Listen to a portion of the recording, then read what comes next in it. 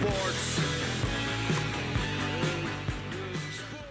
The Philadelphia 76ers come into Game 4 as 2.5-point favorites against the Miami Heat after rallying for a big 20-point victory in Game 3 behind the Willis Reed-esque efforts of the battered and broken Joel Embiid, who is certainly, at this point, at least the people's MVP. However, does the big return of Philly's big man actually mean that they have a chance to win this series? I personally don't think so, and here's why. First, we have to ask ourselves, how much Joel Embiid are we going to get going forward? Now, I will not and cannot belittle the gargantuan double-double effort that Embiid put out in Game 3. My question is, how much can we expect him to do going forward with a broken eye, recent concussion, a busted thumb? How much actual productivity from Joel Embiid are we going to be able to get for the remainder of the series? While I am not surprised that the team and the fans rallied behind the MF Doom looking Embiid for a victory in Game 3, and I won't be surprised if they do it again in Game 4, I will be surprised if the Sixers manage to win this series without an MVP caliber Joel Embiid, because the Heat are far too deep a team in the backcourt and on the wings to get beat by Philadelphia in that area. So the only chance they really have is if Joel Embiid is out there doing Joel Embiid things. And this brings me to my second point, which is how much of Game 3 can we expect to be replicated by the rest of the Sixers? Namely, a couple of gentlemen named Danny Green and Tyrese Maxey, both of whom are key contributors to the Sixers. Tyrese Maxey has had himself a year. Some may argue he's had the most improved year of anyone in the NBA. He certainly was up there, maybe in the top 5, generally speaking. One of the most improved players of the league. We can at least leave it at that. Now, while Joe, he might as well be Joe Harden, while James Harden looked like Joe Harden, shooting 4 of 11 with 1 of 7 from beyond the arc. Maxey and Green did quite the opposite. Maxey shooting 5 of 6 from 3. Danny Green shooting 7 of 9 from 3. Yang and Korkmaz added 1 off the bench. And as a team, the Sixers shot 48.5% from deep.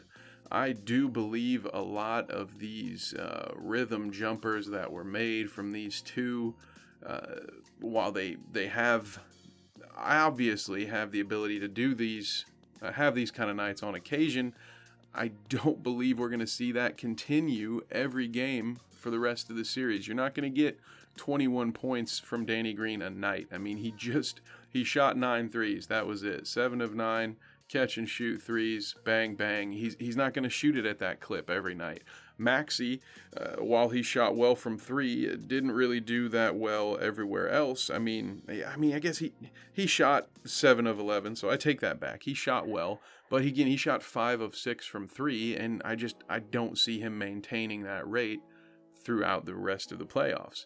Now, James Harden is going to need to do much better. If I'm going to be wrong, and the Sixers are going to do this thing, it's going to need to be more James Harden, because I don't think we're going to get what we expect or what we would normally get out of Joel Embiid. So the Sixers have got to hope to get more out of Harden, much more out of Tobias Harris, who was 4 of 13, 1 of 5 from 3. I mean, if you take out Harden and Harris, if you take out their Field goals, I mean, this team shot 80% from 3 in Game 3. I mean, I don't think the rest of these guys are going to keep up that clip.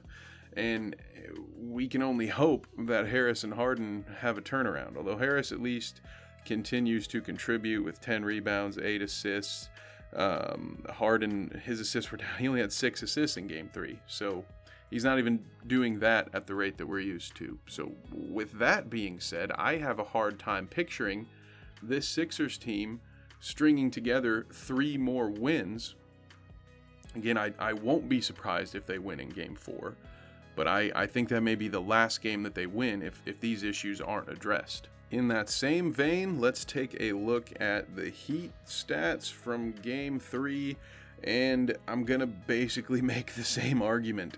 Outside of Jimmy Butler, who shot 12 of 22 from the floor, 1 of 5 from 3 with 9 rebounds, he did have 33 points.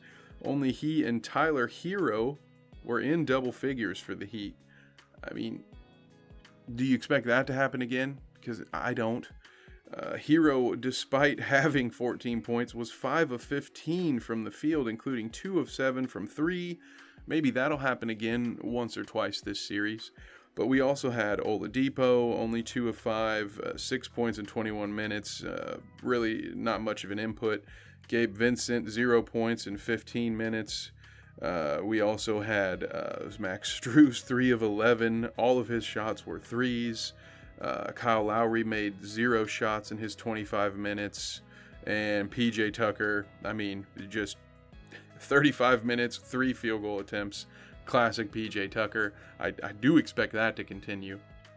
But I really have a hard time believing that the combination of Lowry, Strus, Vincent, Hero, Oladipo are going to continue to have that little of an impact throughout the remainder of the series. So I would expect the Heat to bounce back from this.